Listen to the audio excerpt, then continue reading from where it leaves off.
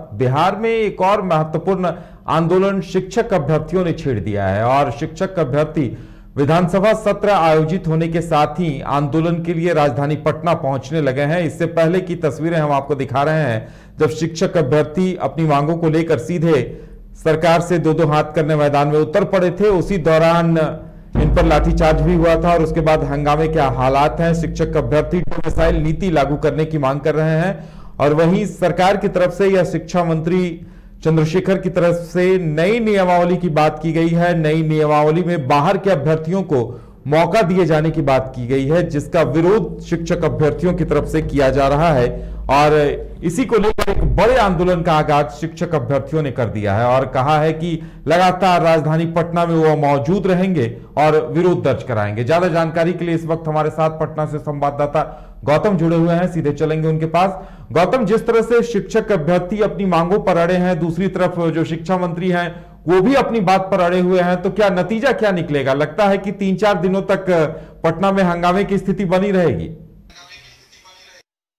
बिल्कुल, आपने ठीक कहा कि हंगामे की स्थिति बनी रहेगी और ना सिर्फ 3 दिन बल्कि आज से ही इसकी शुरुआत हो गई है। पूरे सूबे बिहार के अलग अलग जिलों से शिक्षक और शिक्षक संघ के जो अध्यक्ष हैं वो पहुंच चुके हैं। पटना में बैठक चल रही है। बैठक के बाद पूरी रणनीति तैयार की जाएगी कि सड़क से लेकर सदन तक सरकार को कैसे घेरे, क्योंकि ये मानसून सत्र है और मानसून सत्र में ही ये शिक्षक संघ ये जताने की कोशिश करेंगे कि बिहार में सबसे बड़ा कोई संघ है तो वो है शिक्षक का। और शिक्षक को लेकर टीवी स्क्रीन पे कि किस तरह से शिक्षक अभ्यर्थी आक्रोशित होकर सड़कों पर उतर चुके हैं। इससे पहले आंदोलन के दौरान इनके ऊपर लाठीचार्ज तक हुआ है और अब एक बार फिर जैसे ही सत्र का आरंभ हुआ है, शिक्षक अभ्यर्थी पटना पहुंच चुके हैं और बताया जा रहा है कि मंगलवार से वो हजारों की संख्या में राजधानी पटना की गलियों में, सड़कों में मौजूद होंगे और लगातार अपनी मांगों को लेकर आवाज बुलंद करेंगे, जिसे लेकर पुलिस प्रशासन की ओर से भी चाक चौबंद तैयारियां की गई हैं। लेकिन सबसे बड़ा सवाल यह है कि आखिर इनकी जो मांग है उस मांग को लेकर क्या होगा। इन्होंने कहा है कि इन्हें भी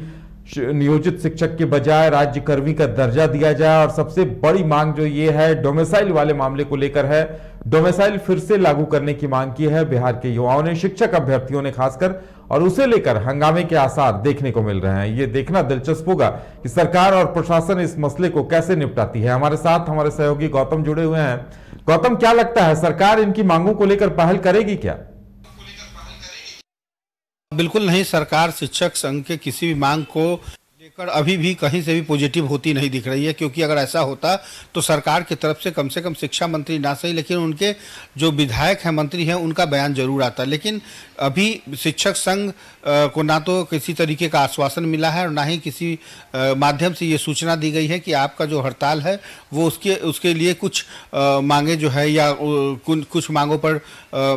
देखा जा रहा है या उस पर विचार किया जा रहा है। तो कहीं ना कहीं अभी लाखों में ऐसे शिक्षक अभ्यर्थी संघ हैं, चूंकि जो राज्य में शिक्षक हैं वो तो आएंगे ही, इसके साथ ही जो शिक्षक बनने का सपना देख रहे हैं वो तमाम शिक्षक संघ भी जो एसटीईटी और टीईटी से पास हैं, उत्तीर्ण हैं, जो अभ्यर्थी हैं जिनको अभी तक नौकरी नहीं मिली है, वो भी इसका पूर्ण रूप से समर्थन कर रहे हैं और सरकार को चेतावनी दे चुके थे पहले ही कि अगर ऐसा होगा तो हम सड़क से लेकर सदन तक प्रदर्शन करेंगे। और इसी का नतीजा है कि विशेष तौर पर चाहे वो नियोजित शिक्षक हो, माध्यमिक शिक्षक हो, उच्चतर शिक्षक हो या फिर हाई सेकेंडरी के शिक्षक हो, ये सभी शिक्षक संघ एक हो चुके हैं और सरकार को ये चेतावनी दे रहे हैं कि हमको नियोजित या किसी कोई अन्य न समझा जाए और अगर सरकार चाहे तो इन्हें राज्य स्तरीय दर्जा दे सकती है। तो कुल मिलाकर अब तमाम शिक्षक अभ्यर्थियों से लेकर जो शिक्षक हैं इस वक्त राज्य सरकार में, चाहे वो गेस्ट टीचर हो, एसटीईटी से हो